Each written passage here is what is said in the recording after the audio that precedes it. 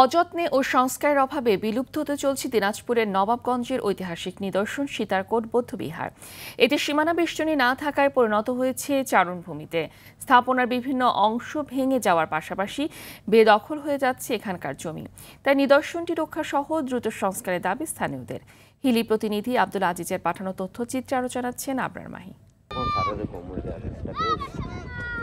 দিনাজপুরের নবাবগঞ্জে প্রায় ৩ একর জমির উপর অবস্থিত সীতারকোট নামক এই বিহারটি প্রায় ৩৫০ বর্গফুটের। বিহারটিতে ছোট বড় ৪১টি কক্ষ রয়েছে।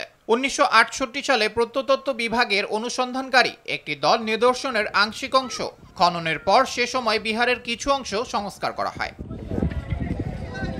তবে এরপর দীর্ঘদিন সংস্কারের অভাবে বিহারের স্থাপনা ভেঙে গিয়ে বিলুপ্তির পথে ঐতিহাসিক এ নিদর্শনটি। অপরদিকে বিহারে নেই কোনো শৌচাগার, বিশ্রামাগার। ফলে প্রতিদিন দূর দূরান্ত থেকে আসা দর্শনার্থীরা চরম ভোগান্তির শিকার হচ্ছেন। একটু যদি রক্ষণাবেক্ষণের কাজ হইতো ভালো হইতো, মানুষজন এসে একটু ভালোভাবে ঘুরে ফিরে দেখতে পারতো।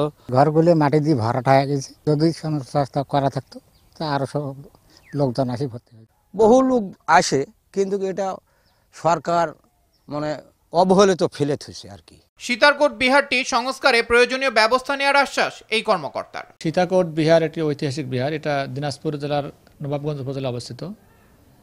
এখানে বাউন্ডারি ওয়াল না থাকার কারণে গরু ছাগল আবাদি এখানে চলাচল করে। আমরা প্রশাসনের পক্ষ থেকে দ্রুত ব্যবস্থা নেব যাতে এরকম না হয়। শুধু আশ্বাস নয়, ইতিহাস সমৃদ্ধ বৌদ্ধ বিহারটি রক্ষায় সীমানা প্রাচীর নির্মাণ সহ দ্রুত সংস্কারের দাবি এলাকাবাসীর। আবরার মাহি, RTV।